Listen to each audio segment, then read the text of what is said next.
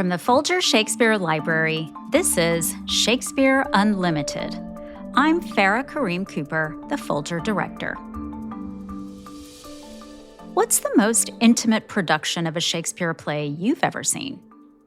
Maybe you were sitting in a black box theater, or in front row seats at a production in the round, or maybe a film version that made you feel like you were in the room with the characters. Well, a new audio-only production of Hamlet attempts to put you directly into Hamlet's shoes, or maybe his ears. This Hamlet stars Daniel Kyri in the title role, with John Douglas Thompson as Claudius and Sharon Washington as Gertrude. Jeremy McCarter directed. What sets this production apart is the way it tells the story entirely through Hamlet's point of view. That means we don't hear any scenes that Hamlet doesn't witness. And thanks to sound design by Mikhail Fiksel, what we do hear sounds like it's coming directly from inside Hamlet's head. Hamlet is a production of Make Believe Association, an audio drama studio based in Chicago. They've released it as a 6-episode podcast, and it's free to listen to at hamlet.fm. We'll open with a clip from the first moments of the production. Daveed Diggs performs the prologue, followed by Daniel Kyri as Hamlet. Then, director Jeremy McCarter speaks with Barbara Bogave. Let us once again assail your ears that are so fortified against our story.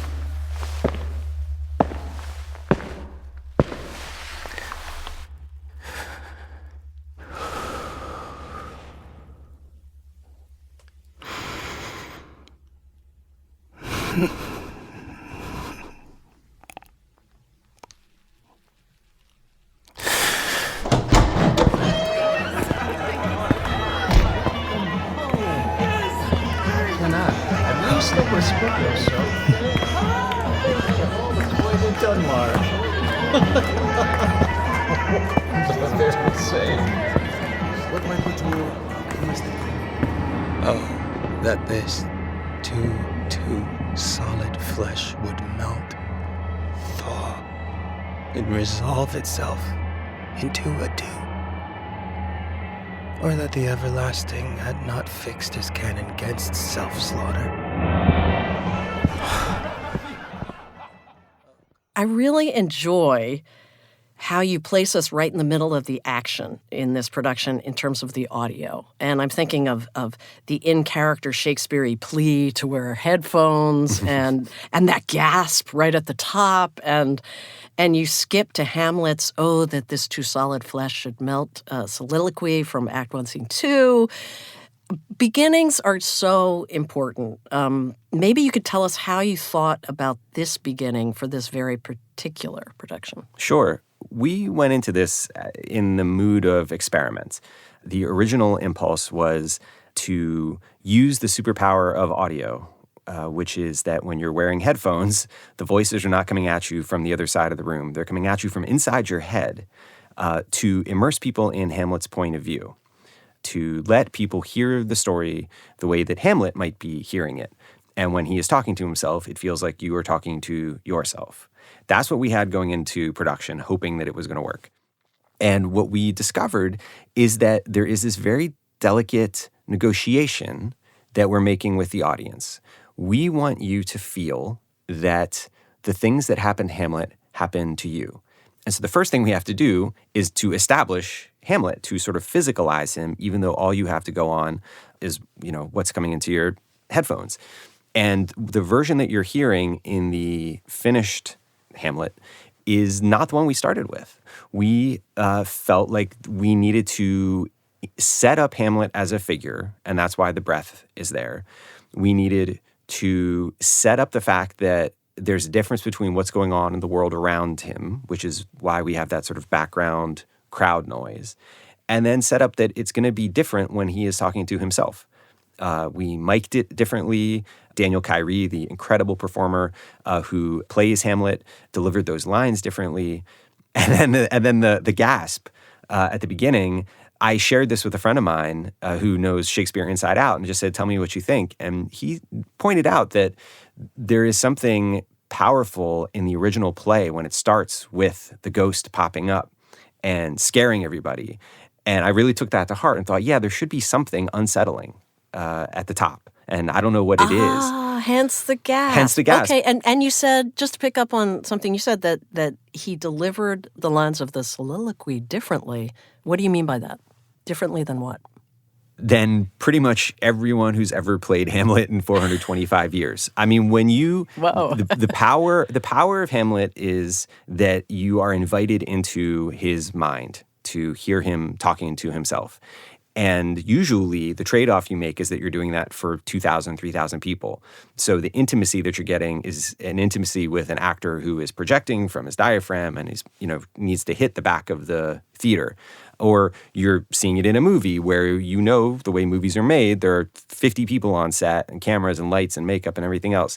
Daniel, in doing those soliloquies, probably is one of a handful of actors who's ever gotten to do it where he was alone in a room, in a studio, dim lights, just literally talking to himself. There is a kind of intimacy that we were able to achieve with this that required, the technology made it possible, but we needed Daniel and this incredible vulnerability that he puts in his voice to create the effect. Right, that intimacy of audio. And I want to talk about this binaural mic. Yes. Right now, because there's a really good example near the beginning of the play of how you use it to put us in the scene and in Hamlet's head and in our head and kind of in the middle of the action. And it's when Claudius, and he's played here by John Douglas Thompson, wonderfully unctuously. Though yet of Hamlet, our dear brother's death, the memory be green, and that it us befitted to bear our hearts in grief, and our whole kingdom to be contracted in one brow of woe.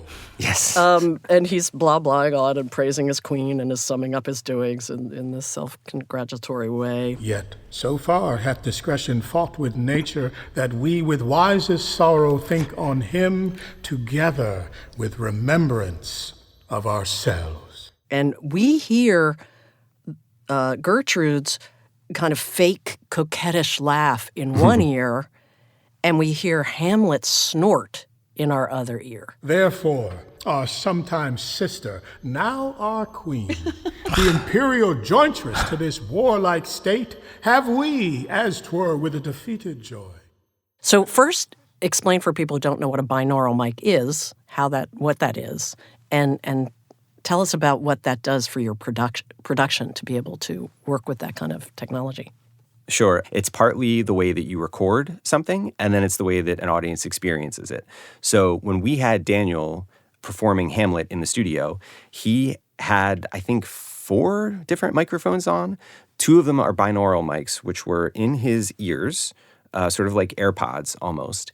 And when the actors were performing opposite him, the sound was getting into those so that when you listen to the playback, it sounds like you were the one standing in Daniel's shoes and it was happening to you.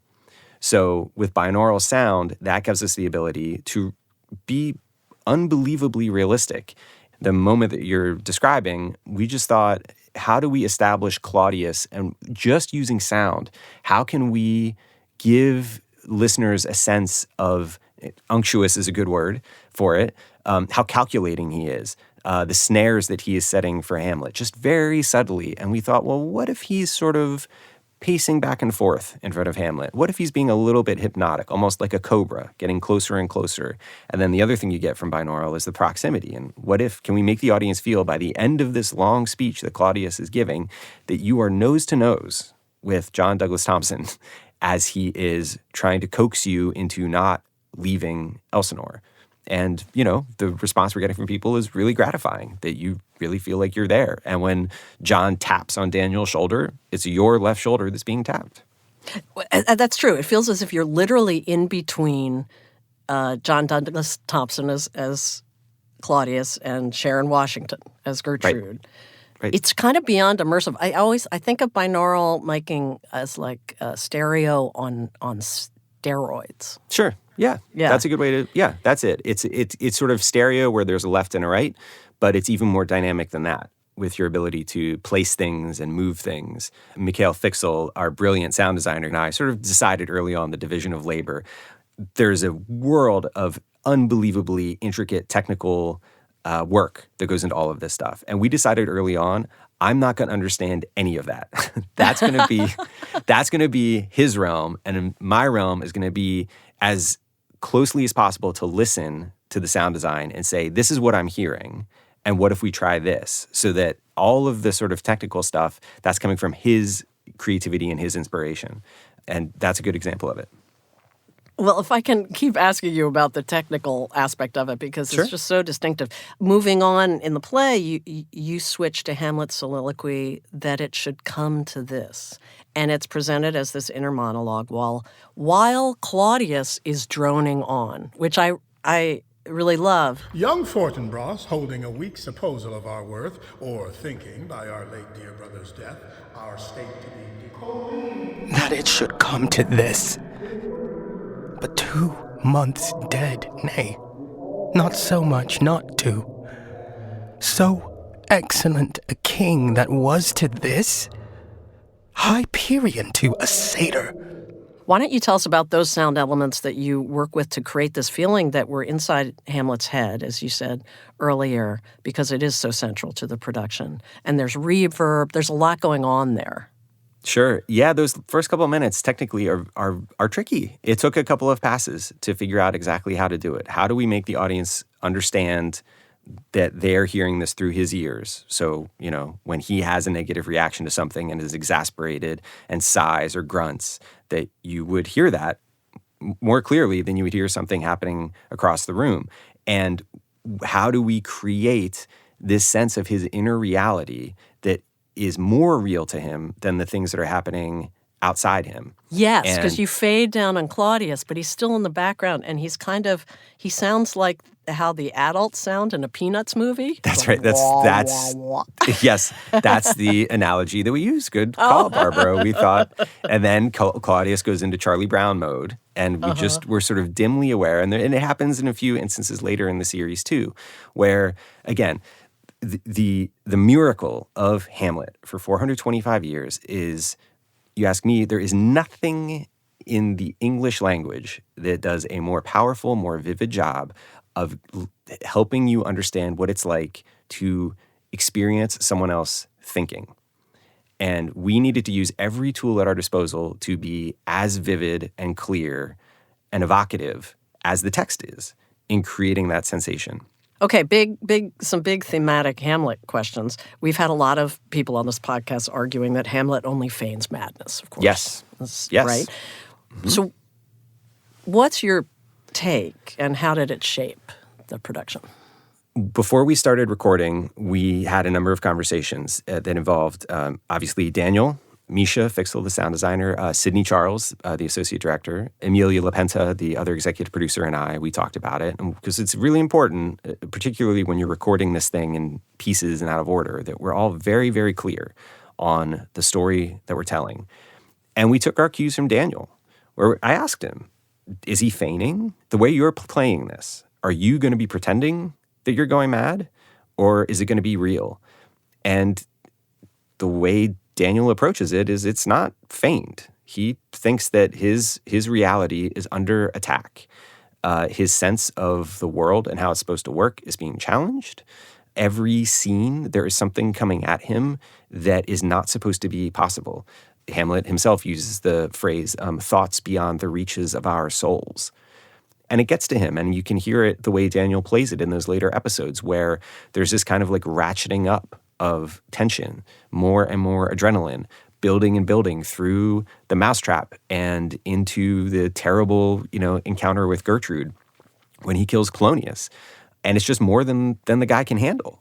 How did you think about the sound as the play goes on and his mania, or perhaps definitely his madness, intensifies, and you do layer in even more effects? Sure. The premise is that we are going to put the audience inside Hamlet's head. And we're putting them inside his head when he's not having just another day at the office. There's a lot going on internally and externally. And how do we capture the reality of that? How subjective do we want to be in this very subjective approach to Hamlet? And it was a lot of moment-to-moment decision-making. I had this thought going in that I wanted to be as fastidious as I could be with the source material. So part of it was I wanted to play it straight, that Elsinore is, in a sense, a kind of snow globe where we're not going to introduce music that Hamlet hasn't heard. There is no score per se anywhere in this. It's only things that Hamlet has heard that he is remembering and that are coming back distorted. There are voices in his head, but they're voices that you heard too in an earlier part of the series. So that it's kind of like...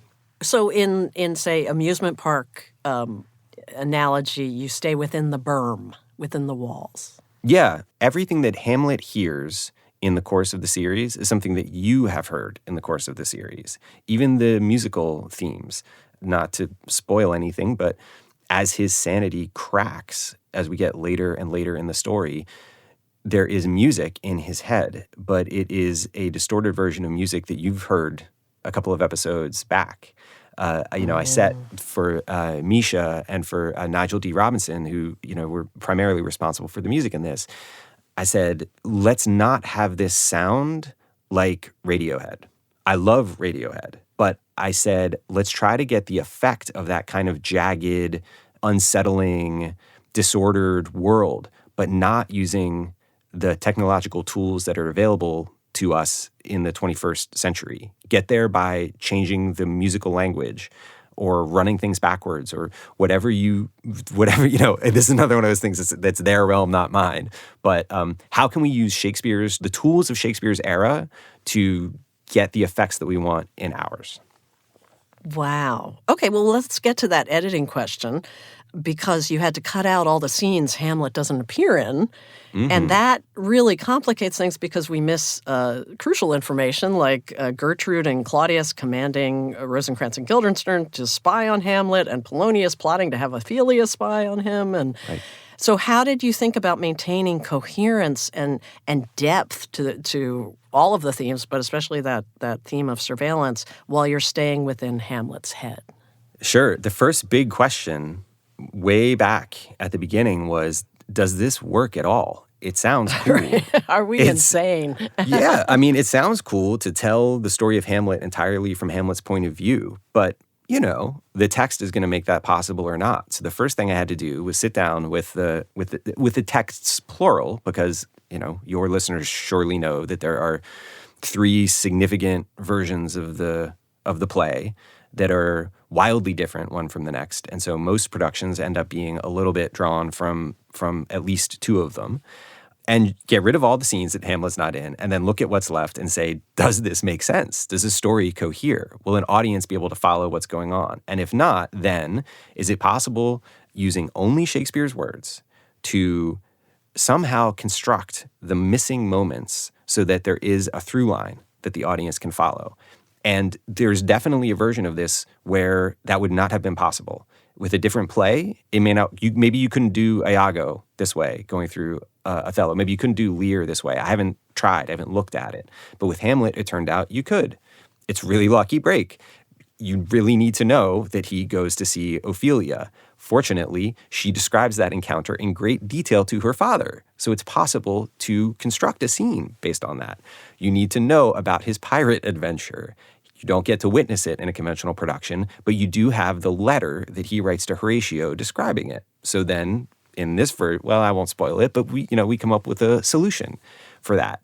And, I did not entirely trust the results when I did that first pass through the script. So I was lucky to be able to share it with a friend of mine, James Shapiro, Shakespeare scholar. We got to be friends. Friend of the podcast. Sure. Well, so Jim and I got to be friends when I was on the artistic staff of the Public Theater. And literally, genuinely, the first thing I did when I had a very, very early draft script is to call Jim and say, I have this kind of crazy idea. Would you do me a favor and just read this and tell me, are the Shakespeare police going to come and arrest me if I try to do this to Hamlet? And he read it, and he was really enthusiastic. And I've expressed to him many times my gratitude, because in that first very tender moment for the project, if he had said, I don't know about this, I don't know, this is a little bit too far afield, we wouldn't be having this conversation. I wouldn't have had the guts to spend 2 years trying to make it. Well, that's a real endorsement. Okay, let's talk about the biggie. Tell us about your scene setting for Hamlet's to-be speech.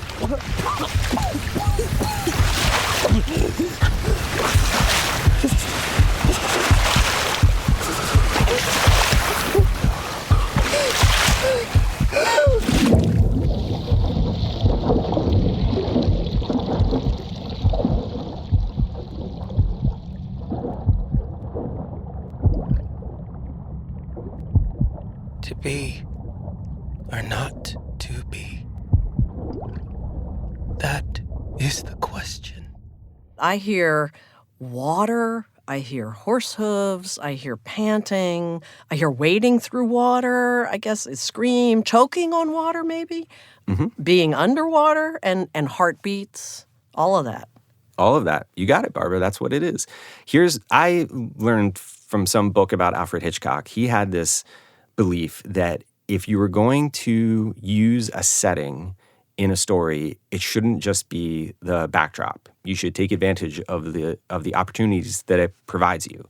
So in this case, it was important to us to have a consistent picture of our Elsinore. And to get it, I went and did some research and found pictures of Kronborg Castle, which is standing in Denmark today. You can Google it right now if you want. It is not the Kronborg Castle that was standing in the 1590s when members of Shakespeare's company, the Lord Chamberlain's men, visited. But it sort of gives you a sense of what it might be like if there were a castle like Elsinore in a spot like that spot where the events of this play take place. Oh, wow. So, I am looking at it. I just Googled it. It has amazing, very skinny turrets. That's right. And again, it is not, Shakespeare did not have that picture in his mind when he was thinking about the action of Hamlet. However, it was useful to us to have a fixed set of references to say, this is the kind of place where this story is happening. And for something like, the encounter with the ghost on the castle walls, we could look at it and say, Hamlet and Horatio and Marcellus might be about here, and the ghost might be about there. And that Hitchcock rule about using the setting, to be or not to be was a real challenge. I mean, in some ways, it's the beginning and the end. If you can't solve to be or not to be in some satisfying way, you shouldn't bother. You're sunk. You're sunk. Yeah, you're dead in the water. You're sunk. So with that one, it was just, I thought of a couple of ways to try to do it that would be sonically interesting and that would keep the energy going, and none of them felt quite right. I was just looking at the pictures and just really committing to the realism of it and saying, to the realism of this story about a ghost, is saying like, well, okay, if the ghost is going to lead him down from the top of the wall to get away from the castle, where would he go? And you realize if Elsinore is supposed to be on the waterfront, he would lead him along the water. Where wilt thou lead me? Speak! I'll go no further. Mark me. They would go out along this deserted stretch of beach. And then it's just sort of letting my imagination run, which is, well, if you're a ghost, why do you stay on land? You could float out over the water if you wanted to, especially if you pick up what I take to be this clue in the conversation with the ghost. At one point, the ghost says, I find thee apt. And the way that the great John Douglas Thompson delivers that line, I find thee apt. It's very clear that Hamlet has just passed some test. So I like this idea of the ghost is, the entire time he's with Hamlet, is challenging him. Do you have what it takes to kill your uncle? And part of it is, how far are you willing to follow me? Literally, physically. Like if I start leading you out into the ocean, how far will you go before you finally say, I will go no further, that's enough? And then, with to be or not to be, there is this rich debate about why the folio places to be or not to be as late as it does. And people move it all over the place. They do. Yes. Do. And we put it earlier in the play where for us, it is this moment of him feeling like, I can't do this. I am not equipped to fulfill this mission. Maybe it's better if I just end things right now. And if he is thinking about the mission that he received from his father on this, difficult, remote stretch of beach, then maybe he goes back there. And if he goes back to a spot like that and he's thinking about taking his life, well, what would he do? And so what you heard at the end of episode 2 of our version is our answer to that question. Did your hyper-focus on audio for an audio production of Hamlet change your interpretation of the play or parts of the play or different roles? Yes, profoundly. I feel that I've seen Hamlet a million times. I've read it, studied it. I have a completely different interpretation of it than I did 2 years ago. I find the tragic aspects of it less compelling than I did before. All of the revenge and the stabbing and the poisoning. I am much more drawn to the coming-of-age story in Hamlet. I think when you commit to his point of view and you experience the journey the way that he does, you sort of begin to feel that maybe the conventional wisdom on this play isn't always accurate. I'm trying to say this as delicately as I can. But for example, the Laurence Olivier notion that Hamlet is the story of a man who can't make up his mind, which is how he opens his 1948 film adaptation, I'm not sure that that's really true. Because if you only experience it from his perspective, he's enormously active. There is a minute there where he's spinning his wheels and can't decide if or how to proceed. But it doesn't actually take that long.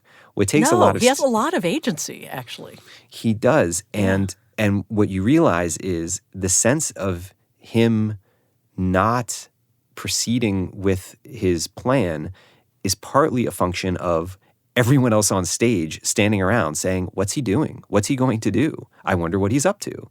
Hamlet is acting all that time. And I think that the specific action that he uses when he has no physical means of escape, he wants out. He is terrified of the future, which, is one of the messages of to be or not to be. And when he is trapped, the one thing that he still has that they can't take from him is his curiosity. He barrages the people around him with questions.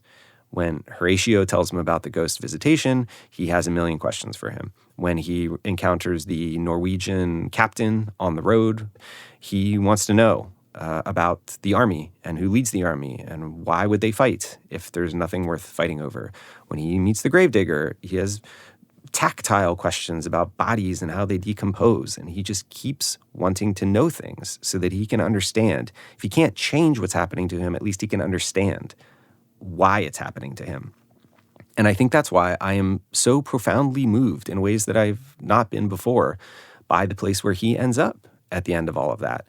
To arrive at the place where he can say the readiness is all is inspiring to me. That is not a word that I ever thought to associate with this play before. But when you are with him as he is going through those 17 kinds of hell, the past and the future, the paranoia, his friends conspiring against him, people trying to murder him, and he can still somehow find a way to say, I'm at peace with it, whatever comes, I think is an actual constructive model for us to have before us in the United States in 2025. And yes, it is the case that there's a scene still to go at that point, and it all ends in blood and tears and poison and stabbing and everything else. But I will say that, again, feeling that there's a different story inside this play than the one people tend to focus on, those last couple of speeches with Horatio, it feels like this new realization that he has about the world. He's saying to Horatio, he's no longer fearing what might be in front of him. He's at peace with it. Even then, even at the moment when if anyone were going to chicken out and go back to the person he'd been before, he doesn't do that. And so to me, I just, Hamlet is a sphinx. We can come at it from a million different angles, and that's the glory of of what Shakespeare has given us, but to me is just a different play. It is a different story, a different emotional valence than I ever suspected until, I heard the finished product, actually. Oh, that is really inspiring. And I think you're in great company there. And a lot of productions begin with a question because that's their take as well, that this is a play of questions. That's right. That's right. Okay, let's scroll way back in time. What made you want to do this in the first place? Many times during the year of post-production, I asked myself that question.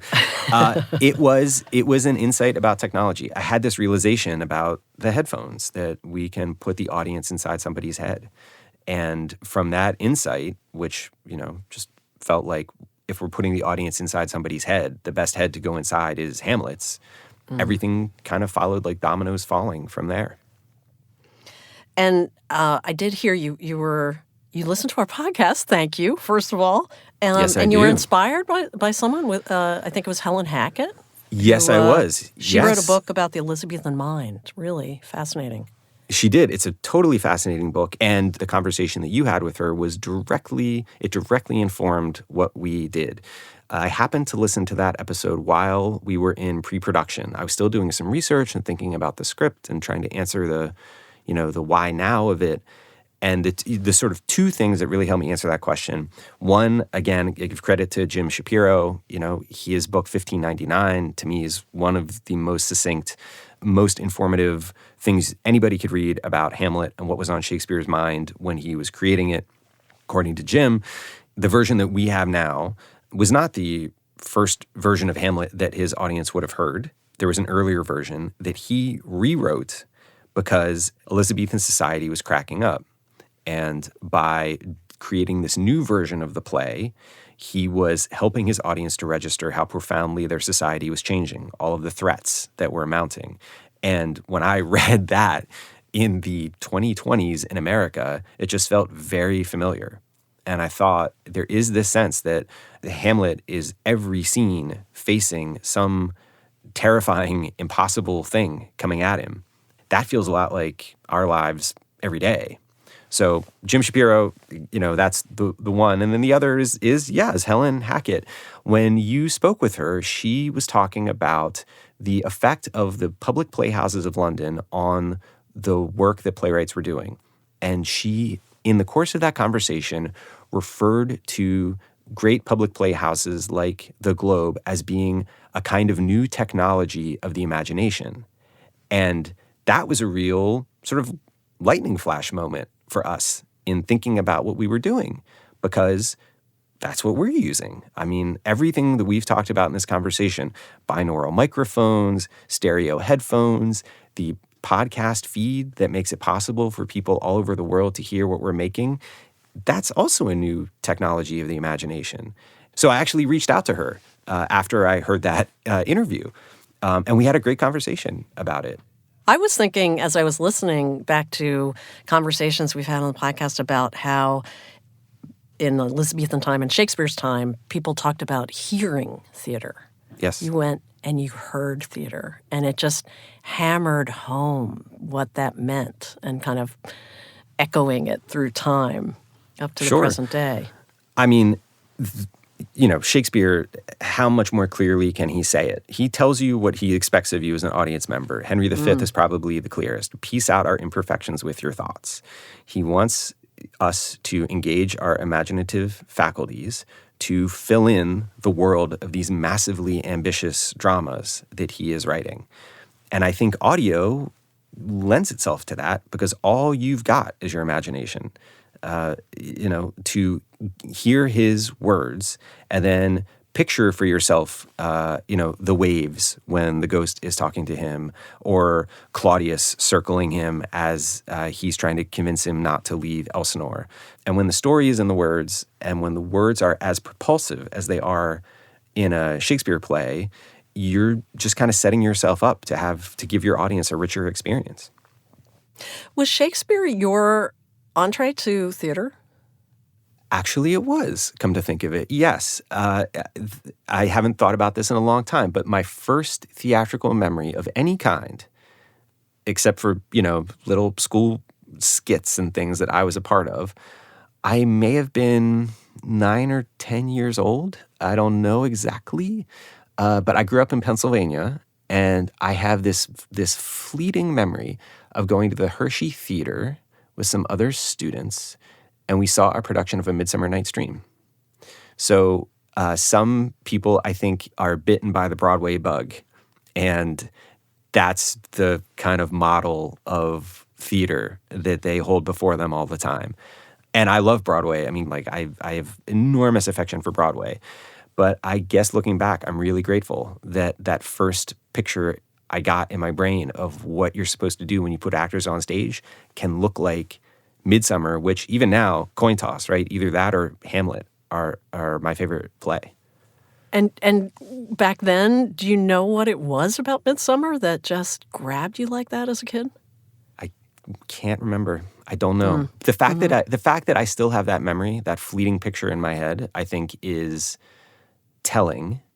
And as for what it is, I don't know. I think it might be, the thing I love best about theater, and I think the reason why audio drama feels like theater, but more so, is because of the way it engages your imagination. I really love that. I'm not the biggest fan of kitchen sink drama. I feel like movies do that really well.